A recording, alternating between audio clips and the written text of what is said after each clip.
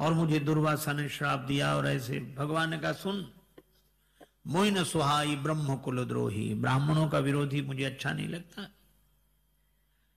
इस सारे शरीर की जो संरचना है, इसमें ब्राह्मण मुखमासीत बाहु राजन्या कृता, ये सिर ब्राह्मण है, और तू इतना ब्राह्मण विरोधी कि सिर तक नहीं तेरे कबंध में। तापत सापत परुष कहंता विप्र पूज्य यस गा वहीं संता।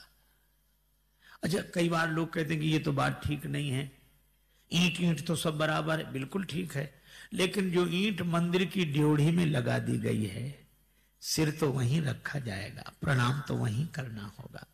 इसलिए भगवान की व्यवस्था में हमें स्वधर्म का पालन करना चाहिए, अपने स्वाभिमान में रहते हुए भगवान की आज्ञाओं का पालन करना चाहिए। कई निज धर्म ता ही समझावा, भगवान अपने धर्म का वर्णन करते हैं, सनातन धर्म का वर्णन करते हैं। उसके बाद तुलसीदास जी का अद्भुत समन्वय, मोहि न सुहाई ब्रह्मकुल द्रोही कहने वाले भगवान उसको गति देकर गए कहां? ताहि देई गति राम उदारा, शबरी के आश्रम पग उधारा, शबरी के आश्रम पग उधारा, शबरी के आश्रम पग उधारा, शबरी के आश्रम पग उधारा, शबरी के आश्रम पग उधारा। माता शबरी बाल्यकाल से माता पिता के यहां मन भगवान में। मां ने कहा कि यह बेटी बावली हो रही है, वैराग्यवानों की तरह बातें करती है, इसका विवाह कराओ। पिता ने कुल की परंपरा के अनुसार वर का चयन किया।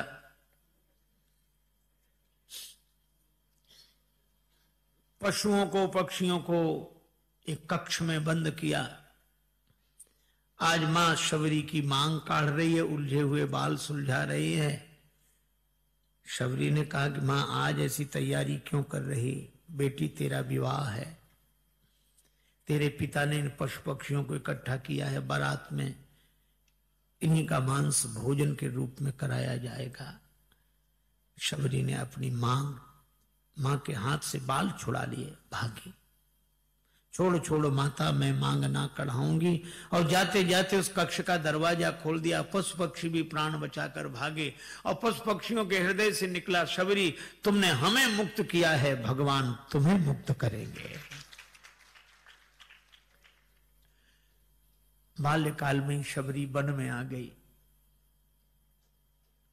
जिस आश्रम में जाए, आश्रमों की नियमावली, पुरातन परंपरा का आग्रह, शबरी एक तो तुम महिला हो, दूसरे शूद्रा हो, इस आश्रम में आश्रय नहीं मिलेगा। बात तो ठीक कह रहे हैं, पर शबरी के साथ यह कठिनाई कि घर में रह नहीं सकती और आश्रम में आश्रय नहीं, तो कहां जाए? इनके लिए भी तो कुछ व्यवस्था हो। शबरी रोती रहती, वृक्ष के नीचे बैठी, प्रभु मैं क्या करूं? प्रभु ने हृदय में प्रेरणा की, सेवा करो। सेवा, वे तो मुझे आश्रम में प्रवेश तक नहीं देना चाहते, सेवा कैसे? जब सेवा करो, कोई न देखे तब सेवा करो। रात्रि में सब सोते और शबरी रात्रि में जाती, कुटिया साफ करती, झाड़ू लगाती, फूल रख देती, समिधा रख देती, जल रख देती, और ब्रह्मचारियों के जागने के पहले ही आश्रम से बाहर आ जाती। ब्रह्मचारी चकित, ये सेवा करता कौन है? जिसकी सेवा दिखती है, सेवक नहीं दिखाई देता। आश्रम के अधिपति महर्षि ने कहा, इसको पकड़ो, पता लगाओ। रात रात भर ब्रह्मचारी जागते, पता नहीं लगा सके। लेकिन एक दिन इस कृषकाय बालिका को लकड़ी का गट्ठर पकड़कर भागते हुए एक ब्रह्मचारी ने पकड़ लिया, चलो गुरुजी के पास। कांप रही थी शबरी, आश्रम के अधिपति महर्षि मतंग के सामने उपस्थित किया। शबरी ने रोते हुए अपनी व्यथा सुनाई, घर में मैं रह नहीं सकती, आश्रम में आश्रय नहीं है, मैं शूद्रा हूं, नारी हूं। महर्षि मतंग ने कहा कि बेटी, मैंने तुम्हें बेटी कहा है, आज से तुम इसी आश्रम में रहोगे, वह तुम्हारी कोठरी, राम राम करो, कोई काम नहीं, काम करने वाले ब्रह्मचारी हैं, तुम भजन करो। शबरी बड़ी प्रसन्न हुई, लेकिन उसने कहा कि महर्षि, लोग क्या कहेंगे आपको, तरह तरह की बातें करेंगे, इन्होंने धर्म का त्याग कर दिया, परंपरा का त्याग कर दिया, शास्त्र आज्ञा नहीं मानते। महर्षि मतंग ने कहा कि कहने दो, मेरा नाम मतंग है, और मतंग मत वाले हाथी को कहते हैं। हाथी ने भौंकने वालों की परवाह कब की है, वो तो अपनी मस्ती में जाता है, मुझे भी किसी की परवाह नहीं, तुम रहो। शबरी आनंदित होकर रहने लगी, राम राम कहने लगी। एक दिन महर्षि मतंग के देह पर त्याग का समय आया। महर्षि प्राणायाम के परायण होकर देहोत्सर्ग करने को जैसे ही तैयार हुए, तत्पर हुए, ब्रह्मचारियों ने घेर लिया, सबकी आंखों में आंसू। शबरी रो आई, पिताजी कहती थी महर्षि को, बोली पिताजी आप कहां जा रहे हैं? महर्षि ने कहा बेटी वहीं जहां सबको जाना होता है, वहां से कब तक लौटेंगे, वहां से लौटना कैसा, यद गत्वा न निवर्तन्ते तद्धाम परमम नभ, मैं किसके सहारे रहूंगी? महर्षि ने कहा बेटी सबके आश्रय भगवान है, मैं भगवान को कहां ढूंढने जाऊंगी, कहां मिलेंगे?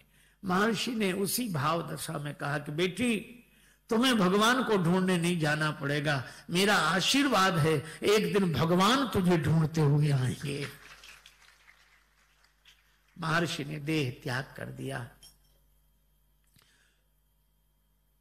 आश्रमीय वातावरण शोकाकुल हुआ। शबरी भी बहुत दुखी, लेकिन दूसरे दिन ही सोचने लगी गुरुजी कह गए कि राम जी आएंगे, कहीं आज ही ना आते हो, तो रास्ता साफ करने लगी। शबरी कर रही रास्ता साफ, मेरे घर राम पधारेंगे। शबरी कर रही रास्ता साफ, मेरे घर राम पधारेंगे।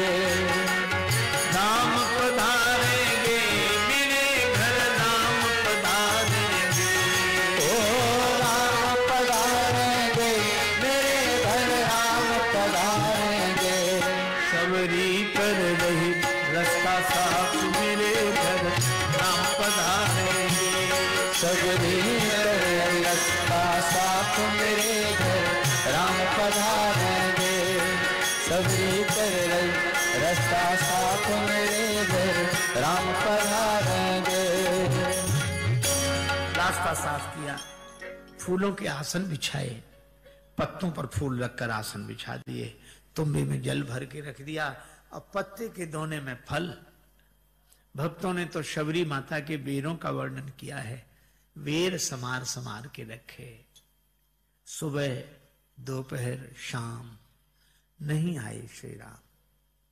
आज नहीं तो कल आएंगे, गुरुजी ने कहा है।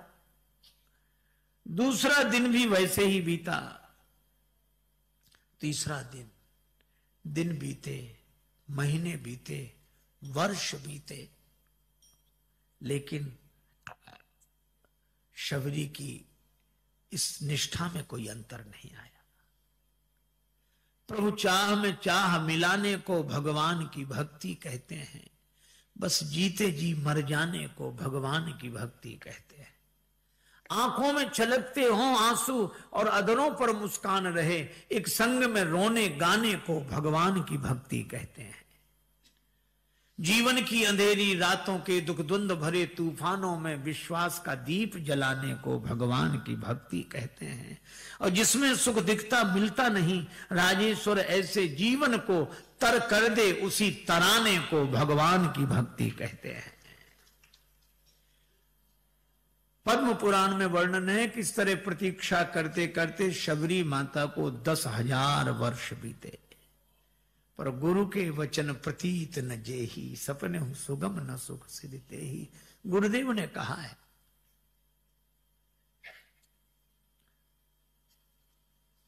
अब बूढ़ी हो गई शबरी, कमर झुक गई, हाथ में लाठी लिए, किसी को दूर से देखना तो ऐसे हाथ करके देखती है, राम मेरे राम आएंगे, फिर रास्ता बुहारती, फल रखती, प्रतीक्षा करती, कभी कभी भीतर जाकर बैठती। गुरुजी ने कहा कि आएंगे वो आए, बाहर खड़े नहीं, ये ठीक नहीं, बाहर आ गए।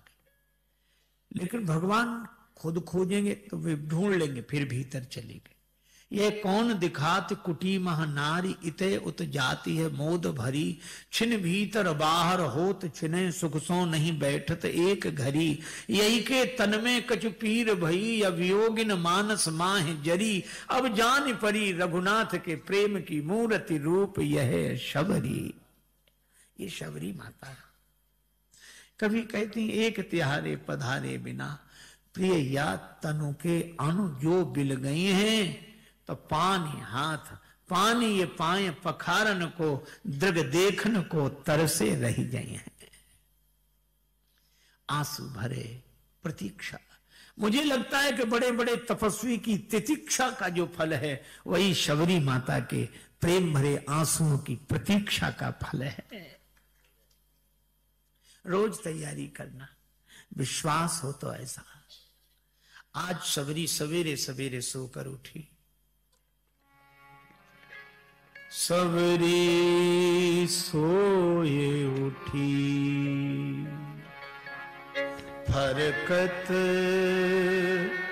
बाम बिलोचन बाहु, शबरी सोए उठी, फरकत बाम बिलोचन बाहु,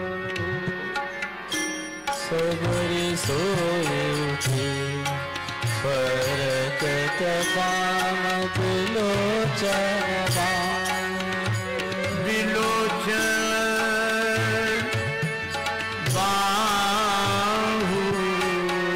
बाम बिलोचन बाहु, सबरी सोए उठी, फरकत बाम बिलोचन बाहु, बिलोचन बाहु, बिलोचन बाहु,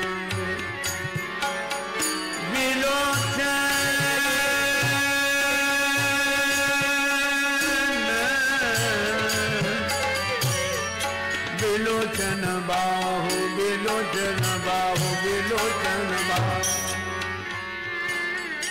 शबरी माता सोकर उठी। आज बाईं भुजा फड़क रही है, बायां नेत्र फड़क रहा है। फरकत भुज बाम बिलोचन, शबरी सोच रही, आई है कारा जीव लोचन, शबरी सोच रही।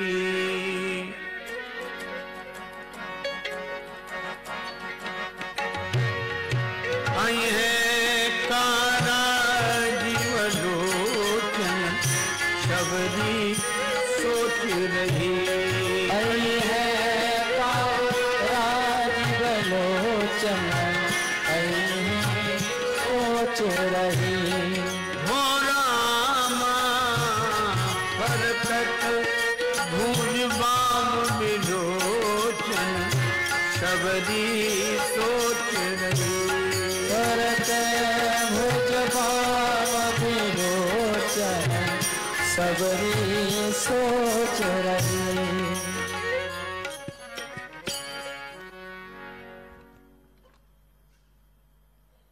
आज रोज की तरह तैयारी की। भगवान आए, मुनियों ने स्वस्ति वाचन करते हुए स्वागत किया। भगवान ने कहा, मुनियों तुम्हारा स्वागत स्वीकार, लेकिन मेरी शबरी माता इस वन में रहती है। मुनियों ने कहा, वो बावली? हाँ वही। कुटिया बता दी। राम जी गए और शबरी क्या सोच रही है, कब दर्शन देंगे राम दीन हितकारी,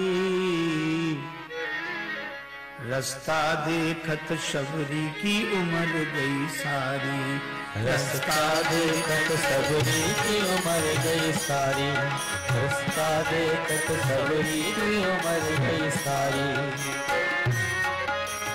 आंखों में आंसू भरकर प्रतीक्षा कर रहे हैं। भगवान दूर से दिखाई पड़े। शबरी जी ने देखा, शबरी देख राम गृह आए, मेरे घर भगवान आए। शबरी जी को अपना आश्रम घर लगता है और भगवान को शबरी जी का घर आश्रम लगता है। शबरी के आश्रम पगधारा। मुनि के वचन समझ जिए भाई, मुनि की वाणी याद हो गई। ऐसे ही कहा था गुरु जी ने, यही है। अरे अब तो आ रहे हैं, लेकिन नहीं आएंगे। उतनी दूर से ही दर्शन हो गया, यही बहुत है। मेरे जैसे के पास, मेरी जैसी मलिना के पास, कुटिला के पास क्यों आएंगे, चलो मैं यहीं से। लेकिन ये तो निकले जा रहे हैं। एक काम करूं क्या, मूंदरी मूंद दो हाथन इन आखिन को, राम कढ़ी जावे राम रूप कढ़ी पावे ना। दोनों हाथों से आंख बंद कर लो, राम जी निकल जाएं, राम जी का रूप न निकले। आंख बंद करके बैठ गए। भगवान आए, लक्ष्मण जी से बोले, लक्ष्मण हमने आने में देर कर दी, इसलिए माता नाराज होकर बैठी आंख बंद कर। शबरी माता ने आंख खोली, सामने राम जी लक्ष्मण जी। आहा, देखती रह गई। भगवान ने कहा, मां प्रणाम, मैं आ गया। शबरी ने जो सुना वो सोच रही थी मैं सपना देख रही हूं, और जो वाणी सुनी तो चरणों में सिर रख दिया। सबरी परी चरण लपटाई, आंखों के आंसुओं से ही चरण धो दिए भगवान के। फटी धोती से भगवान के चरण पहुंचकर लाई, आसन पर बिठाया, फल सामने रख दिए। सबरे बेर धन्य शबरी के, लगे राम जी को नीके। सबरे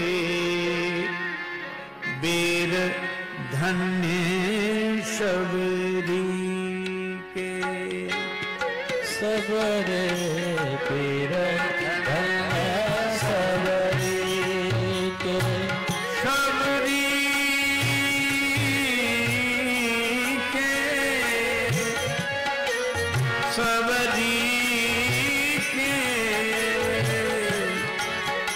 हो राम राम, सबरे बेर धन्य शबरी के। सबरे बेर धन्य सबरी के। आयुर्वेद शास्त्र कहता है, धात्री फलम सदा पथ्यम, धात्री फलम सदा पथ्यम, कुपथ्यम बदरी फलम। आंवला सदा पथ्य है, बदरी फल बेर सदा कुपथ्य है, पर भगवान उस कुपथ्य को भी भाव के साथ स्वीकार कर रहे हैं पथ्य के रूप में। बेर जनी लावो बेर, बेर जनी लावो बेर जनी लावो, बेर लावो कहें बेर बेर। भगवान इतने तृप्त हुए कि बाद में भी लोग पूछते, घर गुरु गृह प्रिय सदन सासुरें। वनवास से लौटकर घर में रसोई बनी, प्रिय सदन में, ससुराल में। क्रमशः श्री सियाजू ने, कौशल्या माता ने, सुनैना माता ने पूछा, लाल जी रसोई कैसी बनी? तो राम जी चुप हो जाते। बताओ ना कैसी बनी? कहते स्वाद तो बड़ा अच्छा है, लेकिन क्या? तब ता कई शबरी के फलन की रुचि माधुरी न पाई। माता शबरी के बेरों जैसा स्वाद नहीं है।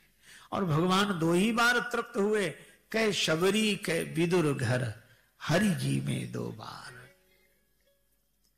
भगवान नवधा भक्ति का वर्णन करते हैं और 9 प्रकार की भक्तियों में एक एक शर्त है। प्रथम भगति संतन कर संगा, साथ नहीं संग। तन से किसी के पास रहना साथ रहना है और मन से किसी के पास रहना संग रहना है। संतों से मन के साथ रहो। दूसरा रतिमम कथा प्रसंगा, कथा प्रसंग में रति हो। गुरुपद पंकज सेवा ठीक है, लेकिन शर्त तीसरी भगति अमान। चौथी भगति मम गुणगन, शर्त क्या है? करई कपट तज गान। मंत्र जाप मम दृढ़ विश्वासा, दृढ़ विश्वास हो। पंचम भजन सुवेद प्रकाशा। छठदम शील विरति बहु कर्मा, लेकिन निरत निरंतर सज्जन धर्मा। सातों सम मोहि मय जग देखा, मोहिते अधिक संत करी लेखा। आठों यथा लाभ संतोषा, सपने नहीं देखई पर दोषा। नवम सरल सब सन छल हीना, मम भरोस ही हर्ष न दीना। नवमः एक जिनके होई, नारी पुरुष सचराचर कोई। सो अतिशय प्रिय भामिनी मोरे, सकल प्रकार भगति दृढ़ तोरे।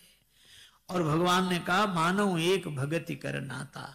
9 प्रकार की भक्तियों में कोई ना कोई शर्त है। एक गांव के बाहर मंदिर था। गांव से बाहर होने से विपिन बिहारी जी का मंदिर कहते उसे। गांव के लोग शाम सवेरे मंदिर में दर्शन करने जाते, प्रणाम करके लौटते। और मंदिर के उस पार एक नदी थी, नदी के उस पार एकांत कुटिया बनाकर एक साधु रहते थे। वृद्ध थे, कभी कभी मंदिर में दर्शन के लिए आते। एक दिन सायंकाल पुजारी आरती सजाकर बस भगवान की आरती शुरू करने वाले थे, तब तक किसी ने कहा वो महात्मा फंस गए, नदी के कच्चे पुल में फंस गए हैं, निकल नहीं पा रहे हैं। बरसात का समय था। पुजारी जी ने भगवान को प्रणाम किया, आरती छोड़ दी, गए संत को निकाल लाए। लोगों ने बुरा भला कहा कि महात्मा को स्नान कराया, वस्त्र पहनाए, आराम कराया, फिर भगवान की आरती उतारी। महात्मा बड़े प्रसन्न हुए। जाते जाते कह गए कि मैं शरद पूर्णिमा के दिन फिर आऊंगा। शरद पूर्णिमा के एक दिन पहले पुजारी जी ने अपनी धर्मपत्नी सुमति कुमारी से कहा कि आज महात्मा आएंगे, पुल बना दिया जाए, मिट्टी डालकर ठीक कर दिया जाए। मैं मिट्टी खोद खोद कर टोकरी भरूंगा, तुम सिर पर टोकरी रखकर वहां डालती जाना और भगवान का नाम भी लेते रहना। संत की सेवा कर रहे हैं हम लोग, ठीक है। तनुसों सहत दुख, मनुसों करत काम, मुखसों जपत नाम श्याम यदुवीर को। वो टोकनी लेकर जाए। तब तक देखा क्या? देखो विनीत शीघ्र सती को सहायक बन, बन से सिधायो एक बालक अहीर को। एक ग्वाला आया और मिट्टी से भरी जो टोकनी थी, उसने वो टोकनी उठाकर अपने सिर पे रख ली। सुमति कुमारी बोली, अरे क्या कर रहे हो, क्या कर रहे हो? टोकनी उठाई न ठानी, टोकनी उठाई ठानी काम की न डोल्यो कहूं। बानी मधुर बोल्यो हरैया पर पीर को। मैया घर जाओ पे समैया पे रखियो ध्यान, दिवैयो प्रसाद मोह पूरी और खीर को। खीर पूरी का प्रसाद दिलाना, शरद पूर्णिमा है कल। सुमति कुमारी तो मंदिर में चली गई घर, और अब वो टोकनी वही बालक डाले, मिट्टी भर भर। थोड़ी देर में पुजारी जी ने देखा कि गड्ढे में कितनी मिट्टी और गिरनी है, तो जैसे पीछे देखा तो टोकनी ग्वाल के सिर पर। पंडित जी कहने लगे कि दृष्टि पछारी परत ही भये दो दृग लाल, पत्नी के शुभ काम को करत बिलो क्यों ग्वाल। ललकारा, तू कहां से आ गया? आयो कहां ते मूड मार्ग बनावन हेत, सुकृत बटाए लेत सुमति कुमारी के। दांत कटकटात गारी देत पिछारी परे, तजके कुदारी कहें जात कहां दारी के। अभी देखता हूं। और पीछे और बालक टोकनी सिर पे ही रखे भागा और गांव की तरफ भागा, और पुजारी पीछे, अभी देखता हूं। अब गांव दूर था तो उसे कोई सहारा नहीं मिला, तो मंदिर में घुस गया। मंदिर में प्रविशो विनीत जू विचित्र बाल, देख के चरित्र चक्षु चकित पुजारी के सिंहासन पे टोकनी, सिंहासन पे टोकनी, आसन पे माटी पड़ी, अंगन पे धूल चढ़ी विपिन बिहारी के। सिंहासन पर तो टोकरी पड़ी, जिस आसन पर पुजारी बैठकर चरणामृत देते थे वहां माटी पड़ी और भगवान विपिन बिहारी के अंगों पर धूल चढ़ी। पुजारी रोने लगे, ऐसा चरित्र सुना नहीं देखा। उधर हो गई आज पतित की कौन पाप की रेखा। मंदिर से आवाज आई, पुजारी पुण्य जागा है, पूर्व पुण्य जागा तुम दो हिते, भक्ति सफल सातवीं तो हिते, बन विनीत सेवा में मोहिते, अधिक संत करी लेखा। यह भक्ति है, भगवान की सातवीं भक्ति, नौवीं भक्ति, आठवीं, 9 प्रकार की भक्ति बताई। और भक्ति में सबसे पहले कहा नारी पुरुष सचराचर कोई। इस भक्ति में सबको अधिकार है माता।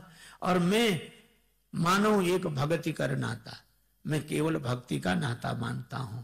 और व्यवहारिक व्यवस्था में मोहिन सुहाय ब्रह्म कुल द्रोही, लेकिन ये भक्ति भाव के नाते में मैं भक्ति का नाता मानता हूं। आप में सब प्रकार से सुदृढ़ भक्ति है। जनक सुता कहे सुधि भामनी, जानहु कहु करिवर गामनी। आप जानती हो श्री जानकी जी की सुधि बतावें।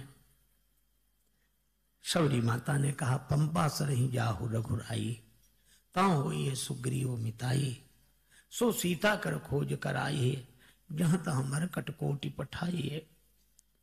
भगवान चलने लगे, शबरी माता बोली अब मैं भी तो चलूंगी। कहा थोड़ी देर रुक जाओ, जरा देर ठहरो राम, फिर क्या नहीं है, अभी हमने जी भर के देखा नहीं है।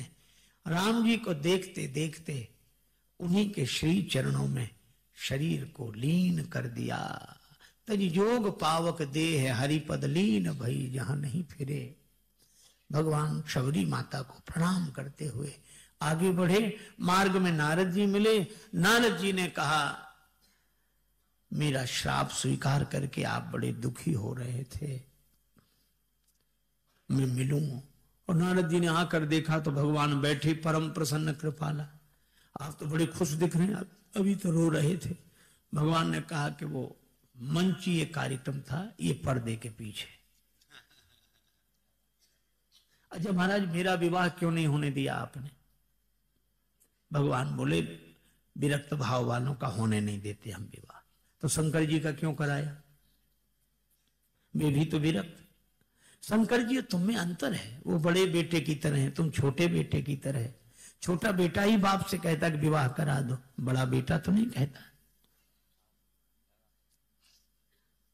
और एक बात भगवान ने कही, वही कह के विराम, कि अवगुण मूल सूल प्रद प्रमदा सब दुख खानी। स्त्री अवगुणों की जड़ है।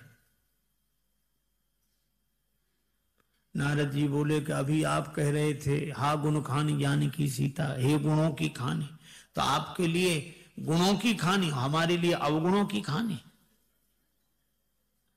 भगवान ने कहा कि नारद जी मैं गृहस्थ जीवन में लीला कर रहा हूं, गृहस्थ की दृष्टि होनी चाहिए गुणों की खानी, और जो विरक्त हैं विरक्तों की दृष्टि होनी चाहिए अवगुण मूल सूल प्रद प्रमदा सब दुख खाने। ये अलग अलग नियम है। अच्छा प्रभु, तो यद्यपि आपके नाम अनेक हैं, लेकिन राम सकल नामन ते अधिका। नारद जी ने पूछा, भगवान ने कहा ऐसा ही होगा। फिर संत असंतों के लक्षण, भगवान ने संतों के लक्षण कहे। नारद जी बड़े प्रसन्न हुए कि भगवान ने अपने भक्तों के लक्षण अपने मुख से कहे। नारद जी प्रभु को प्रणाम करके विदा होते हैं और भगवान विश्राम करते हैं। ये अरण्य कांड के विश्राम के समय, और हम लोग भी अब इस कथा को यहीं विश्राम देते हैं। नमस्ते दोस्तों, तरुण मंथन में आपका स्वागत है। इस YouTube चैनल पर हम सद्गुरु के शिक्षाप्रद संदेशों को अनमोल ज्ञान के साथ साझा करते हैं। इस सफर में हमारे साथ जुड़ने के लिए जरूर सब्सक्राइब करें और हमारे वीडियो को लाइक और शेयर करें। धन्यवाद।